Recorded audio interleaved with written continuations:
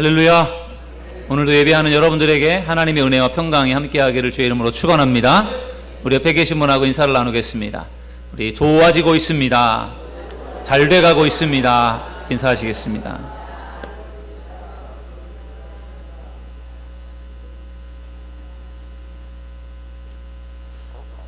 저는 어렸을 때부터 목사가 되는 것이 저의 꿈이었습니다. 그런데 제가 고등학교에 들어가면서 욕심이 생겼습니다.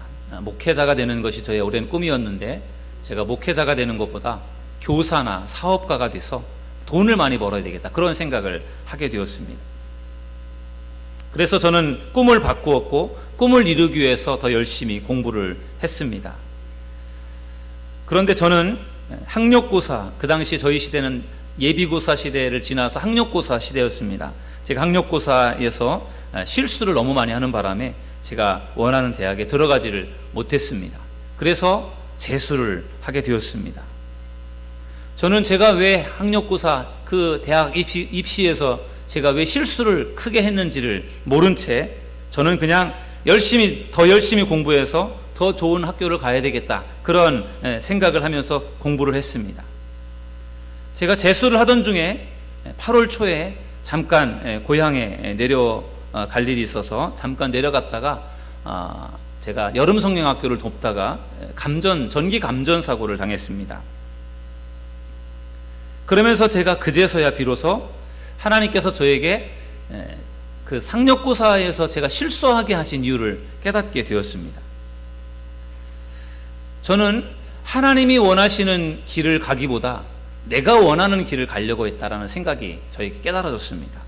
하나님이 원하시는 길이 분명히 있는데 오래전부터 제가 그 길을 위해서 기도했고 또 하나님이 기뻐하시는 길이었는데 제가 어느 순간인가 그 길을 가지 않고 내가 좋아하는 길로 가려고 하는 그러한 저의 모습을 보게 되었고, 그래서 하나님이 내가 좋아하는 길로, 내가 원하는 길로 가려고 하는 나의 모습을 하나님이 이렇게 저렇게 막으셨다라는 생각이 불현듯 들었습니다. 그래서 감전사고 이후에 저의 자신을 다시 추스려서 내가 가고 싶어 했던 길이 아니라 하나님이 원하시는 길로 가야 되겠다, 그렇게 다시 저의 진로를 바꾸어서 결국 감리교 신학대학에 들어가서 공부를 하고 목회자의 길을 걷게 되었습니다.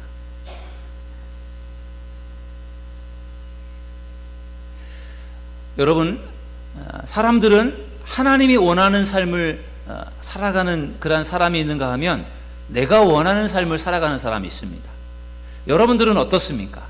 여러분들은 지금 내가 원하는 인생을 살고 있습니까? 아니면 하나님이 원하시는 인생을 살기 위해 노력하고 있습니까? 아마도 많은 사람들은 하나님이 원하는 삶을 살기보다 내가 원하는 삶을 살고자 하는 그러한 욕심들이 있어요. 그런데 중요한 것은 내가 원하는 인생을 사는 것보다 하나님이 원하는 인생을 살아가는 것이, 그것이 더 하나님이 기뻐하시는 일이고 그것이 더 복된 삶이라는 것입니다. 저는 우리 사도들교회를 섬기는 우리 모든 성도들이 내가 원하는 인생을 살기보다 하나님이 원하시는 인생을 사는 믿음의 성도님들이 될 수 있기를 주님의 이름으로 축원합니다. 그것이 우리의 인생의 바른 방향입니다. 여러분, 우리의 인생은 항상 즐겁고 행복한 것은 아닙니다. 우리의 인생은 때때로 힘들고 어려운 일들도 있습니다. 우리 인생 가운데 늘 기쁘고 즐거운 일만 있는 것이 아니라 살다 보면요, 우리에게 어려운 순간들이 찾아옵니다. 고난이 찾아옵니다. 왜 그럴까요? 하나님이 때때로 우리에게 고난을 주시기 때문에 그렇습니다. 저는 오늘 여러분들과 출애굽기 2장 11절에서 25절의 말씀을 중심으로 해서 하나님께서 우리에게 고난을 주시는 이유가 무엇인지 그 말씀을 같이 나누어 보려고 합니다. 하나님은 여러 가지 이유로 우리에게 고난을 주십니다. 그것을 우리가 잘 알지 못해서 그렇지, 그것을 알게 되면 하나님께서 이래서 나에게 고난을 주셨구나, 하나님께서 저래서 나에게 고난을 주셨구나, 그것을 우리가 알고 분별한다라고 하는 것은 굉장히 중요한 것입니다. 그래서 오늘 말씀을 중심으로 해서 하나님께서 우리에게 고난을 주시는 이유가 무엇인지를 함께 나누어 보려고 합니다. 하나님께서 우리에게 고난을 주시는 이유는 첫째로는 하나님의 징계입니다. 저를 따라서 하시겠습니다. 하나님의 징계다. 여러분, 왜 고난을 당합니까? 하나님의 벌이라는 거죠. 징계. 하나님께서 우리에게 벌을 내리셔서 우리가 고난을 당하게 하신다는 거죠. 잘못한 사람, 죄를 지은 사람을 잡아서 감옥에 가두는 그런 것처럼 우리가 하나님 앞에서 잘못을 하고 죄를 저지르게 되면 하나님이 거기에 대해서 벌을 내리신다라는 것입니다. 여러분, 우리 출애굽기에서 모세 이야기를 나누고 있습니다. 모세가 정말 기적적으로 나일강에서 구조를 받았습니다. 그것도 애굽 바로 왕의 딸 공주가 그 모세를 건져서 그를 키웠습니다. 바로의 그 궁에서 이집트의 왕자로서 모세가 성장을 하게 되었습니다. 그런데 모세가 이제는 장성한 후에 어느 날 애굽 사람들이 이 히브리 사람들을 학대하고 또 때리는 것을 참지 못해서 애굽 사람을 쳤는데 그 애굽 사람이 그만 죽었습니다. 아마도 좀 그 모세에게 좀 혈기가 있었던 것 같습니다. 모세가 비록 애굽의 왕자로서 그가 살고 있었지만 모세는 내가 애굽 사람이 아니고 내가 히브리 사람이라고 하는 분명한 자기 자신에 대한 정체성이 분명히 있었습니다. 그래서 히브리 사람이 압박을 당하는 것을 참지 못해 애굽 사람을 죽인 것입니다. 그리고 나서 사람들이 본 사람이 없으니까 몰래 그 죽은 그 애굽 사람을 모래 속에, 땅 속에 파묻었습니다. 몰래 감추었습니다. 모세는 자기가 사람을 죽인 것을, 애굽 사람을 죽인 것을 아무도 모른다고 생각을 했습니다. 그런데 그 다음날 밖에 나갔더니 사람들이 수근수근하는 이야기가 모세가 사람을 죽인 것을 알고 있었던 것입니다. 사람들만 한 것이 아니라 애굽의 바로 왕도 모세가 애굽 사람을 죽인 것을 알고 있었습니다. 이런 상태에서 바로가 모세를 죽이려고 했고, 이런 상황에서 모세가 선택한 길이 무엇인지 아십니까? 여러분, 출애굽기 2장 15절을 우리 같이 읽어보시겠습니다. 다 같이 읽습니다. 시작. 바로가 이 일을 듣고 모세를 죽이고자 하여 찾는지라. 모세가 바로의 낯을 피하여 미디안 땅에 머물며 하루는 우물 곁에 앉았더라. 아멘. 여러분, 모세가 사람을 죽인 다음에 그것이 발각되었고 또 애굽 바로 왕에게 알려지게 되었을 때 모세는 더 이상 애굽 그 궁에서 살 수가 없었습니다. 그래서 애굽 그 궁을 탈출합니다. 그리고 미디안 광야로 도망을 가게 되었습니다. 이렇게 하면서 모세가 미디안 광야에서 40년의 생활을 하는 그의 어떤 고난이 시작되었습니다. 여러분, 모세는 그동안의 40년 동안 애굽의 왕궁에서 편안하게 살았습니다. 호강하면서 살았습니다.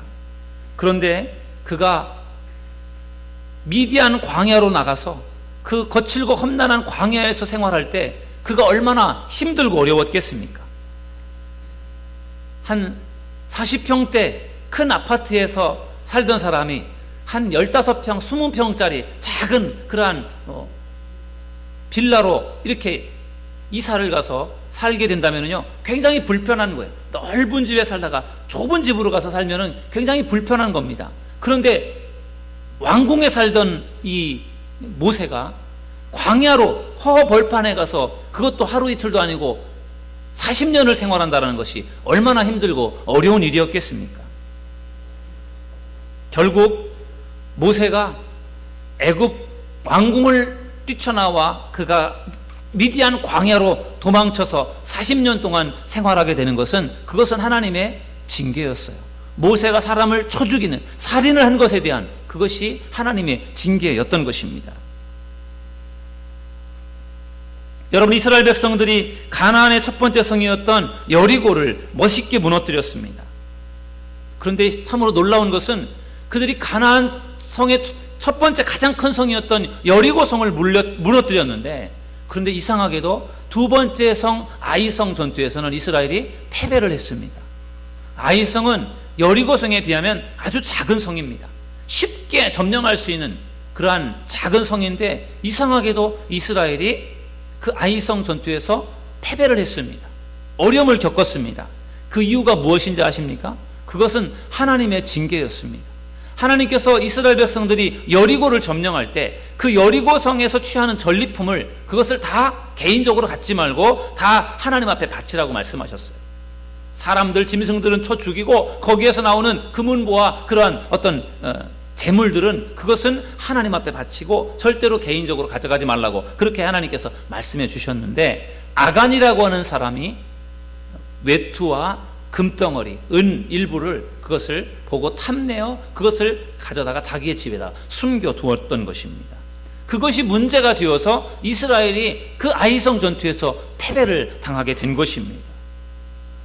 모든 사람들이 지켰습니다. 딱 한 사람, 아간이라는 사람만 그것을 불순종했습니다. 그런데 하나님은 그 한 사람의 죄를 하나님이 그냥 넘어가지 않았습니다. 그것을 하나님이 짚으셨어요. 그리고 그것에 대한 죄를 모든 이스라엘 백성들에게 물었습니다. 그래서 그들이 아이성 전투에서 패배를 당한 것입니다. 그러니 결국 아이성 전투의 패배는 하나님의 징계였던 것입니다. 하나님의 말씀 앞에 불순종했던 그 이스라엘 백성들에게 하나님이 죄를 물으신 것이었습니다.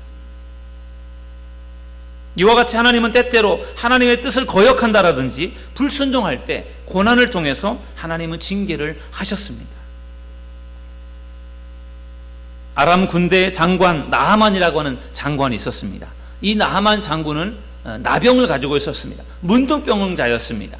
그런데 이 나하만 장군이 어느 날 그 유대 땅에 엘리사라고 하는 아주 훌륭한 그러한 선지자가 있는데, 그에게는 어떠한 병도 고칠 수 있는 능력이 있다라는 사실을 듣게 되어서 엘리사를 만나러 왔습니다. 그리고 엘리사가 시키는 대로 해서 그의 나병을 치유했습니다.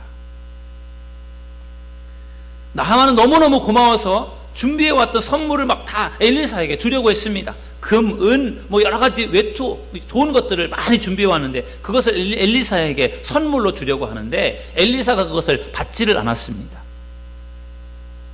그래서 너무너무 고마운 마음으로 고맙다고 이야기를 하고 인사를 하고 나하만이 원래 자기의 그 나라 아람으로 돌아가게 되었습니다.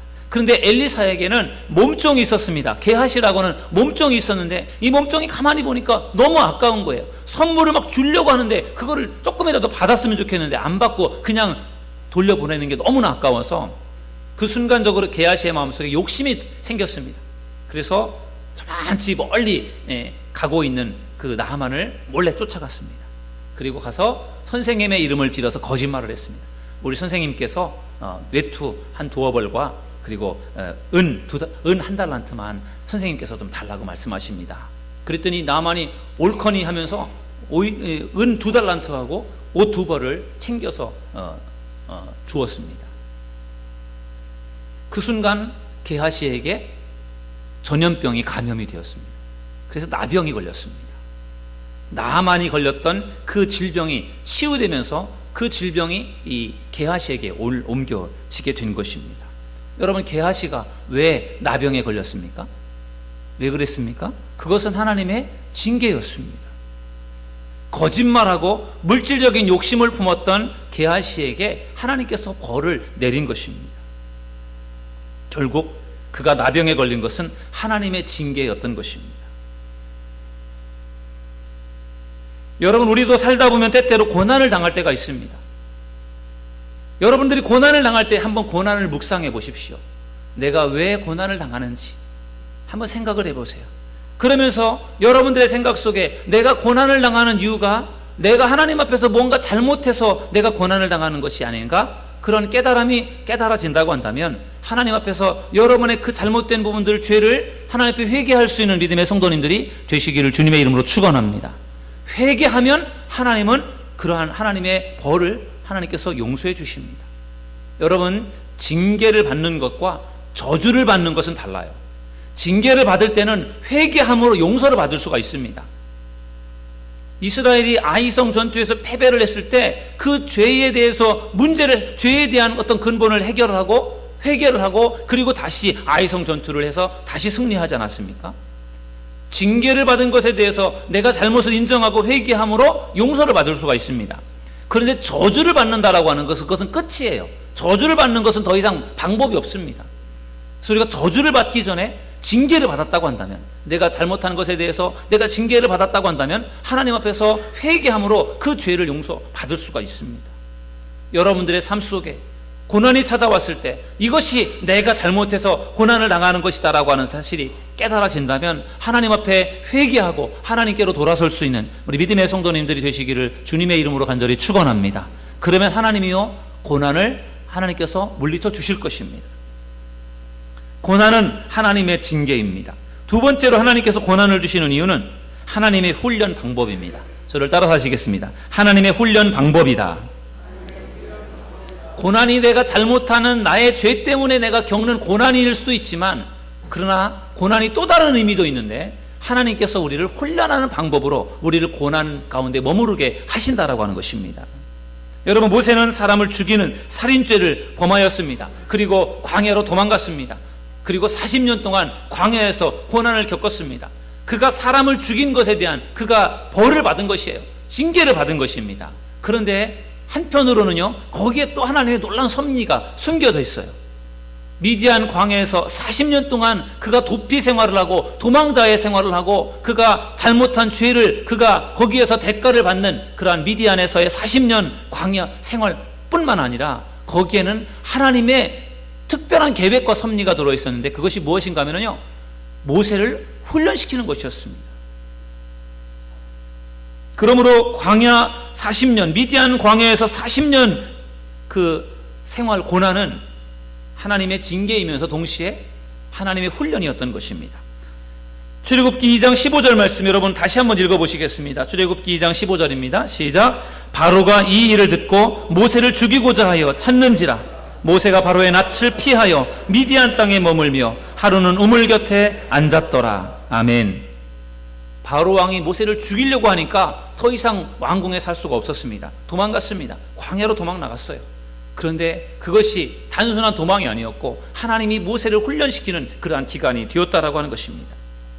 여러분, 모세의 일생은요 40년씩 이렇게 세 가지로 구분이 됩니다. 처음 40년은 그가 이집트 왕궁에서 왕자로서의 삶을 살면서 이집트의 학문을 배웠던 때가 40년, 처음 40년이에요. 두 번째 40년은 사람을 죽이고 그가 미디안 광야로 도망을 가서 미디안 광야에서 40년 동안 훈련받는 시간이 두 번째 40년입니다. 그리고 나서 마지막 40년은 그가 하나님께 부름을 받고 이스라엘의 지도자로 부름을 받아 이스라엘 백성들을 애굽에서 출애굽을 시켜서 그리고 그들을 데리고 가나안 땅까지 가는, 가나안 어귀까지 가는 그 광야 여정, 그 시간이 바로 40년의 시간이었습니다. 여러분, 모세가 그렇게 중요한 이스라엘의 지도자로 그가 하나님 앞에 쓰임을 받을 수 있었던 이유가 무엇일까요? 저는 모세가 훈련을 잘 받았기 때문이라고 생각을 해요. 40년 동안은 애굽 궁에서 철저하게 훈련을 받았고, 그리고 나머지 40년은 미디안 광야에서 목동으로서 양을 치면서 철저하게 훈련받고 준비되었기 때문에 하나님께서 그가 80년의 시간 동안 준비된 모세를 부르셔서 하나님이 모세를 사용하신 것입니다. 그렇기 때문에 훈련을 잘 받는 것이 참으로 중요합니다. 여러분, 출애굽한 이스라엘 백성들이 광야에서 40년 동안을 생활하고 가나안 땅에 들어갔습니다. 여러분, 사실 애굽에서 탈출해 나와서 가나안 땅까지 가는 거리는 보름 정도면 갈 수 있는 거리예요. 그런데 이스라엘 백성들이 얼마나 걸렸습니까? 40년이 걸렸습니다. 40년. 왜 그렇게 오래 걸렸습니까? 하나님이 40년 동안 이스라엘 백성들을 훈련시키신 겁니다. 애굽에서 430년 동안 노예 근성 속에 사로잡혀 있었던 이스라엘 백성들을 40년 광야 생활을 통해서 훈련하고 연단해서 그들을 준비시켜서 가나안 땅으로 들어가도록 하기 위한 시간으로 40년의 훈련의 시간이 필요했던 것입니다. 그렇게 훈련을 받았기 때문에 그들이 가나안 땅에 들어가서 가나안을 정복할 수가 있었던 것입니다. 그렇기 때문에 훈련이 참으로 중요합니다. 하나님은 때때로 고난의 시간들을 통해서 우리를 훈련시키십니다. 여러분, 다윗이 어린 시절에 블레셋의 명장수 골리앗을 물리쳤습니다. 10대 후반에 엄청난 그 골리앗 장군을 다윗이 물리쳤습니다. 그리고 나서 다윗의 인기가 하늘을 찌르듯이 높아졌습니다.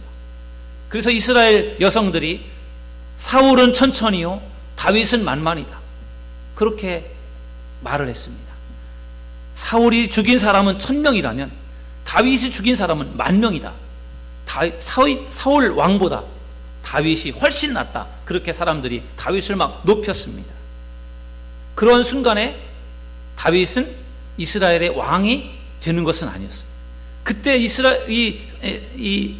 다윗이요, 이스라엘의 왕이 되지 않았습니다. 그가 인기가 높아지고 백성들에게 그가 정말로 높여지는 그 순간부터 다윗은 고난이 시작되었습니다. 그 고난은 어떠한 고난이었습니까? 사울이 다윗을 아주 괴롭히는 것이었어요. 사울 왕이 자존심이 구겨졌어요. 10대 후반의 그 소년을 백성들이 더 좋아하고 그가 나는 천천히고 그는 만만이라고 하는 그 말에 사울이 막 머리가 복잡해졌습니다. 그래서 그때부터 다윗을 미워합니다. 다윗이 나중에 사울의 사위가 되지 않습니까? 그리고 다윗은 어찌 보면은 사울 왕에게 아주 충성스러운 그러한 부하였습니다. 그런데 사울이요, 그 다윗을 죽이려고 합니다. 얼마나 죽이려고 쫓아다녔는지 10년 이상 동안을 군사를 이끌고 다윗을 죽이려고 쫓아다녔습니다. 그러니 다윗이 얼마나 고생을 했습니까? 10년 동안 10년 이상을 도망자의 생활을 했어요. 그러면서 다윗이 누구를 의지했겠습니까? 하나님을 의지하는 거예요. 하나님 앞에 기도를 한 거예요. 고난의 상황 속에서 어떻게 그가 살아남을 수가 있겠습니까? 왕이 수천 명의 군사를 이끌고 다윗을 죽이려고 쫓아다니는데 다윗이 어떻게 그걸 당해낼 수가 있겠습니까? 하나님의 은혜가 아니면 다윗은 살아남을 수가 없는 것입니다. 그러한 온갖 고난의 상황 속에서 다윗은 하나님을 붙들고 기도하고 의지하면서 그 고난을 이겨냈던 것입니다. 그렇게 하나님은요, 다윗을 훈련시키셨어요. 그리고 나서 한 15년 정도가 지난 다음에 사울을 패하고 다윗을 이스라엘의 왕으로 세우셨습니다. 다윗은 철저하게 고난의 시간들을 통해서 훈련받은 다음에 이스라엘의 왕이 되었습니다. 그래서 이스라엘의 왕으로서 훌륭하게 40년 동안 그 왕위를 그가 이어가게 된 것입니다. 반면에 사울은 이스라엘의 왕이 첫 번째 왕이 되는 영예를 얻었지만 사울은요, 정말로 너무나도 치졸하게 살다가 너무나 비참하게 죽었습니다. 길보아 산지에서 블레셋과의 전투에서요, 3명의 아들이 죽었습니다. 그리고 자기도 거기서 죽습니다. 너무나도 비참하게 죽었어요. 사울 왕이 왜 그렇게 됐습니까? 그가 철저하게 훈련되지 않고 왕이 되었을 때 그가 결국은 그 왕으로서의 직임을 감당하지 못했던 것입니다. 그래서 훈련을 잘 받는 것이 참으로 중요하다, 그렇게 생각을 합니다. 여러분, 고난은 하나님께서 사역자를 훈련시키는 방법임을 여러분들 믿으시기를 주님의 이름으로 축원합니다. 때때로 하나님께서 여러분들에게도 고난을 주실 때가 있습니다. 내가 잘못하는 것이 없는데, 내가 죄를 지은 것이 없는데 고난을 당할 때가 있어요. 내가 왜 고난을 당하지? 내가 잘못한 게 없는데 이 고난이 뭐지? 라고 생각할 때 그것은 하나님께서 여러분들을 연단하시고 훈련시키는 과정임을 여러분들 믿으시길 바랍니다. 내가 잘못한 것이 없어서 죄에 대한 징계가 아니다라고 생각하면 그것은 하나님의 훈련 방법임을 여러분들 기억하시기 바랍니다. 그리고 그 훈련을 잘 받으십시오. 잘 믿음으로 인내하십시오. 그러면 여러분들이 그 고난의 시간, 훈련의 시간을 통해서 여러분들이 더 준비되어져서 하나님이 더 크게 쓰는 그런 사람으로 성장하게 될 줄로 믿습니다. 여러분, 고난은 하나님의 징계이지만 그러나 그것이 또 훈련의 방법이기도 합니다. 하나님의 사람으로 훈련시키기 위해서 하나님이 때때로 고난을 주실 때가 있다는 것입니다. 세 번째로 하나님이 고난을 주시는 이유가 있습니다. 그것은 무엇인가 하면 기도하라는 사인이라는 것입니다. 저를 따라서 하시겠습니다. 기도하라는 사인이다. 여러분, 우리에게 고난이 닥쳐올 때 우리가 고난을 묵상해 보는 것이 필요해요. 이 고난이 내가 잘못해서 나의 죄에 대한 징계구나, 그렇게 깨달아질 수도 있고, 내가 잘못한 것이 없는데 하나님 나를 훈련하시려고, 연단하시려고 나에게 고난을 주신 것이구나, 그렇게 깨달아질 수도 있어요. 한편으로는 하나님이 기도하게 하려고 우리에게 고난을 주실 수 있다는 거죠. 그래서 고난은 기도하라고 하는 사인이다, 그렇게 저는 생각해 보았습니다. 새벽 기도를 나오지 않던 교인이 어느 날 갑자기 새벽 기도를 나왔습니다. 그러면은 목사가 너무너무 반갑기도 하지만 저분 혹시 무슨 문제가 있는 것이 아닐까, 그런 염려가 되어요. 왜냐하면 새벽에 안 나오시던 분이 갑자기 새벽에 나왔다라는 것은 이건 뭔가 큰 변화거든요. 새벽 예배를 나오는 것이 어렵지 않습니까?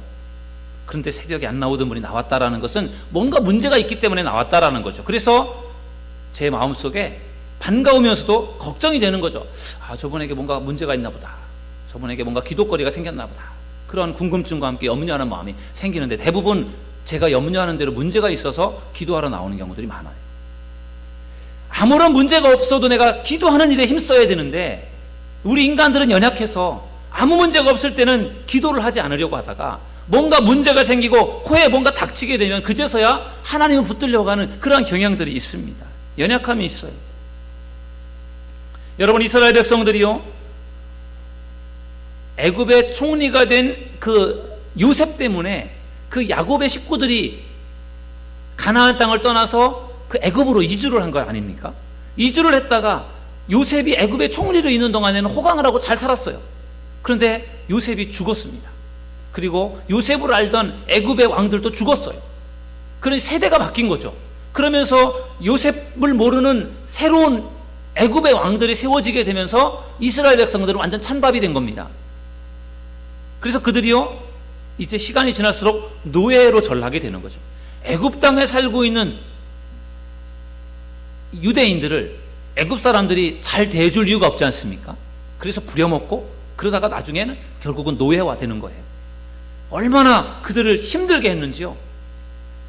웬만한 농사를 짓는 것, 건축하는 노동 현장에 다 그 유대인들을 동원해서 그들을 시켰습니다. 그런데 놀라운 사실은요, 그렇게 학대를 하고 그렇게 괴롭혀도 유대인들이 점점 이렇게 늘어나는 거예요. 그래서 70여 명이 그 애굽 땅에 들어갔는데 430년이 지나고 나니까 그 70명이 몇 명이 됐습니까? 200만 명이 된 겁니다. 장정이 60만 명, 어린이와 또 여성들, 노인들까지 다 합해서 200만 명이나 되는 그런 엄청난 민족이 된 것입니다. 그래서 이 바로 왕이 겁이 난 거예요. 저들이 자꾸만 늘어나는데 인구가 점점 많아져서 나중에라도 뭔가 쿠데타라도 일으키면 어쩔까, 그런 염려하는 생각이 들어서 그때부터 이 애굽 왕 바로 왕이요, 이스라엘 민족을 더 괴롭히기 시작합니다. 그래서 더 노동을 시켜요. 더 힘든 일을 시킵니다. 그렇게 해서 일하다가 죽게 하려고. 그러나 죽지도 않습니다. 나중에는 그러니까 그것이 안 되니까 어떻게 합니까? 산파들을 시켜서 사내 아이가 태어나면 죽이게 했습니다. 그런데 그것이 잘 되질 않았어요. 그러니 나중에는 이 바로가 명을 내려서 유대인들 중에 사내 아이가 태어나면 무조건 다 나일강에 집어던져 죽여라, 그렇게 명령을 내렸습니다. 그래도 줄어들지가 않았어요. 그런 상황 속에서 점점 이스라엘 백성들이요, 애굽 그 바로 왕에게 점점 더 핍박을 당하고 고난을 당하고 어려움을 당하게 되었습니다. 그런 고난이 점점 심각해지는 그런 상황 속에서 이스라엘 백성들의 선택이 무엇이었는지 아십니까? 우리 성경을 한번 읽어보시겠습니다. 출애굽기 2장 23절 말씀을 우리 다 같이 읽어보시겠습니다. 시작. 여러 해 후에 애굽 왕은 죽었고 이스라엘 자손은 고된 노동으로 말미암아 탄식하며 부르짖으니 그 고된 노동으로 말미암아 부르짖는 소리가 하나님께 상달된지라. 아멘. 너무너무 힘들고 어려우니까 이스라엘 백성들이 어떻게 했습니까? 그제서야 하나님 앞에 탄식하며 하나님을 부르짖었습니다. 하나님을 찾았습니다. 조상들에게 들었던 하나님은 이러한 하나님이시다, 그 이야기를 까맣게 잊고 살다가 너무너무 힘들고 어려우니까 그 하나님을 생각한 거예요. 하나님을 부릅니다. 하나님 살려주세요. 하나님 도와주세요. 어려움이 더 어려워지니까 결국은 하나님을 의지하고 하나님 앞에 기도를 하기 시작했습니다. 놀라운 사실은 그 기도를 하나님이 들으셨다는 거죠. 기도가 하나님께 상달되었습니다. 하나님이 그 기도를 들으셨어요. 그리고 하나님께서 어떻게 하십니까? 그들을 그 애굽의 고난 가운데서 그들을 건져내시려고 하나님이 계획하셨습니다. 그래서 모세를 통해서 이스라엘 민족을 출애굽하게 하는 것, 그게 어디에서 이게 시작되었습니까? 이스라엘 백성들이 너무너무 힘들어서 하나님 앞에 부르짖었더니 하나님께서 살 길을 열어주셨다는 것입니다. 고난의 상황에 닥치니까 너무너무 힘들고 어려우니까 이스라엘 백성들이 그제서야 부르짖으며 하나님 앞에 살려달라고 기도를 하더라는 것입니다. 그런데 하나님은요, 그렇게 상황에 닥쳐서 기도를 해도 들으시더라는 것입니다. 여러분들도 기도를 하지 않다가 여러분들도 어려운 상황이 닥치게 되면은 기도하는 사람이 있어요. 그런데 그 기도도 너무나도 귀한 기도입니다. 왜? 하나님은 그런 기도도 들으시기 때문에 그렇습니다. 여러분들에게 고난이 있습니까? 어려움이 있습니까? 하나님 앞에 기도할 수 있는 믿음의 성도님들이 되시기를 주님의 이름으로 축원합니다. 야고보서 5장 13절 말씀에 보니까요, 너희 중에 고난당하는 자가 있느냐? 그는 기도할 것이요. 즐거워하는 자가 있느냐? 그는 찬송할지니라. 이렇게 말씀하고 있어요. 야고보 사도는 고난당하는 사람이 있느냐? 기도해라. 그렇게 말씀하고 있어요. 고난을 겪을 때 무엇보다 필요한 것이 기도라는 것을 가르쳐 준 것입니다. 한나라고 하는 여인은 결혼한 지 오랜 시간이 지났어도 자식을 낳지를 못했습니다. 자식을 낳지 못하면 그 당시는 죄인 취급했고, 그리고 여성으로서 자식을 낳지 못한다라고 하는 것은 그것은 더 이상 여성으로서의 역할을 못한다라고 하는 것이기 때문에 치명적인 것이었어요. 그래서 한나는 자식을 낳지 못하는 것 때문에 한이 되어서 그것 때문에 하나님 앞에 기도를 시작합니다. 남편에게 사랑은 받았지만 그러나 그것으로는 자기가 감당할 수가 없었습니다. 자식을 낳아야 되는 것 때문에.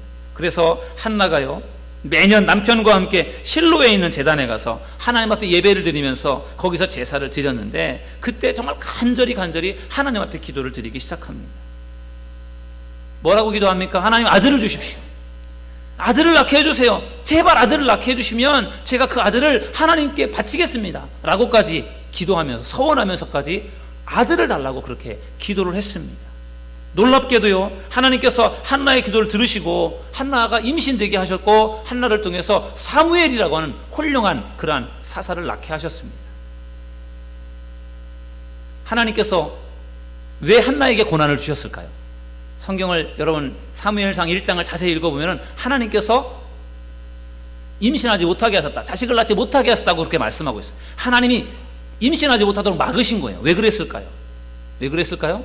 그때는 몰랐지만 지나고 나니까 하나님이 기도하게 하셨구나, 그렇게 알 수 있는 거죠. 한나가 기도를 한 거예요. 하나님 앞에 자식을 낳게 해달라고 기도하고 부르짖으면서 결국은 그가 기도의 사람으로 그가 성장이 된 것입니다. 그리고 그의 몸에서 사무엘을 낳았습니다. 그리고 그 사무엘을 그가 믿음으로 키웠습니다. 그리고 그가 기도의 사람이 되는 거예요. 사사시대 암울했던 그 시대에 한나가 낳은 사무엘이요, 이스라엘의 마지막 사사이지만 사무엘을 통해서 사울 왕에게도 기름을 부어 왕으로 세웠고 다윗에게도 기름을 부어 왕으로 세우는 그런 위대한 일을 한 사람이 바로 사무엘이었습니다.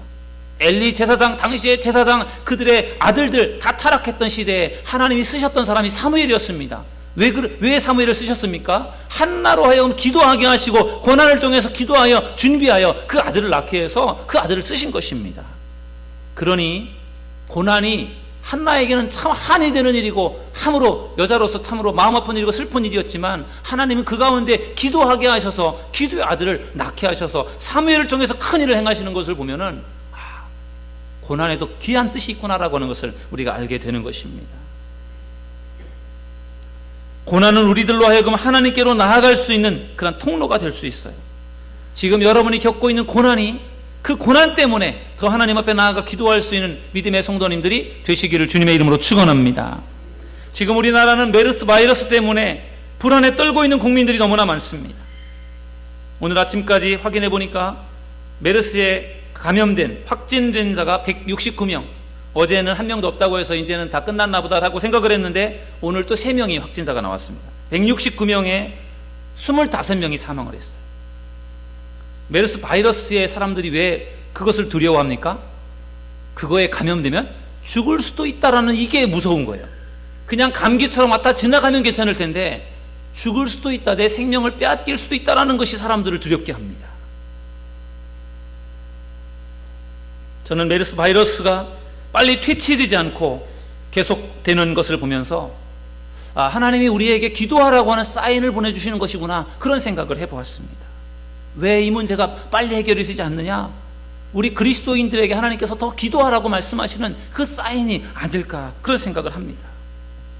여러분, 메르스 바이러스에 감염이 되지 않기 위해서는 개인적으로 건강관리를 잘해야 돼요. 이제는 다른 어디에서 보호를 받을 수 있는 것이 아닙니다. 내 건강을 내가 잘 지키지 않으면 그것은 누구도 지켜주지 않습니다.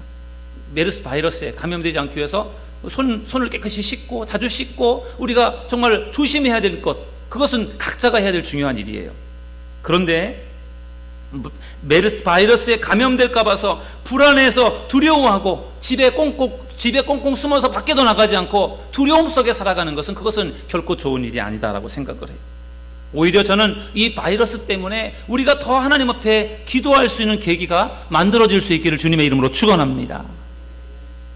그것이 무서워서 두려워 떠는 것이 아니라 그것 때문에 더 하나님의 도움을 구하며 기도할 수 있다면 우리가 오히려 그걸 통해서 더 영적인 성장을 할 수 있지 않을까, 그렇게 생각을 합니다. 한국 교회가 오랫동안 침체되어 있는 그런 상황 속에서 하나님께서 한국 교회를 통해서 더 기도하게 하려고 이러한 고난을 주시는 것이 아닐까 하는 생각을 하면서 더 엎드려야 되겠다, 기도해야 되겠다, 그런 생각을 해보았습니다. 여러분, 저는 오늘 여러분들과 하나님께서 우리에게 고난을 주시는 이유에 대해서 말씀을 나누었습니다. 고난을 당하는 이유는 여러 가지가 있습니다. 대표적인 말씀을 오늘 말씀을 중심으로 해서 나누어 보았어요. 한 가지 이유 때문에 고난을 당하는 것이 아닙니다. 오늘 제가 세 가지 이유를 나누어 보았습니다. 왜 고난을 당합니까? 죄를 지었을 때 하나님의 징계로 고난을 당할 수가 있어요. 그럴 때는 빨리 죄를 회개하는 것이 우리 고난에서 벗어나는 방법입니다. 하나님께서 고난을 통해서 우리 훈련시킬 때가 있습니다. 그럴 때는 잘 참고 인내를 해야 됩니다. 그리고 하나님이 기도하기를 원하셔서 기도의 사인으로 우리에게 고난을 주실 때가 있어요. 그럴 때는 우리가 하나님 앞에 엎드려 기도를 해야 될 것입니다. 여러분 중에 고난당하는 자가 있습니까? 오늘 여러분들 고난의 이유를 깊이 묵상해 보십시오. 여러분들에게 고난이 닥쳐왔을 때 내가 왜 고난을 당할까? 이 고난의 이유가 뭐지? 하나님이 나에게 왜 고난을 주셨을까? 깊이 묵상해 보십시오. 그리고 기도해 보십시오. 그러면은 그 고난의 이유를 알게 될 것이고 하나님이 분별할 수 있도록 지혜를 분명히 주실 줄로 믿습니다. 고난의 이유를 알아야, 질병의 이유를 알아야 그걸 치유할 수 있지 않겠습니까? 내가 왜 고난을 당하는지를 알아야 그 고난과 내가 대항해서 싸워서 이길 수가 있는 것이지, 내가 왜 고난을 당하는지를 모르면 그 고난은 어떻게 우리가 싸워 이기겠습니까? 그래서 내가 왜 고난을 당하는지 그 이유를 아는 것이 매우 중요합니다. 그래야 거기에 대처할 수 있고 고난을 물리칠 수가 있는 것입니다. 오늘 함께 예배하는 우리 사랑하는 모든 성도님들, 왜 고난을 당하는지, 왜 하나님께서 나에게 고난을 주시는지 그 이유를 분명히 알고, 그리고 그것을 분별하고 거기에 대처해 나가셔서 고난을 물리치고 승리하시고 고난을 통해 더 성장하셔서 더 크게 쓰임받는 우리 믿음의 성도님들이 되시기를 주님의 이름으로 축원합니다. 기도하겠습니다.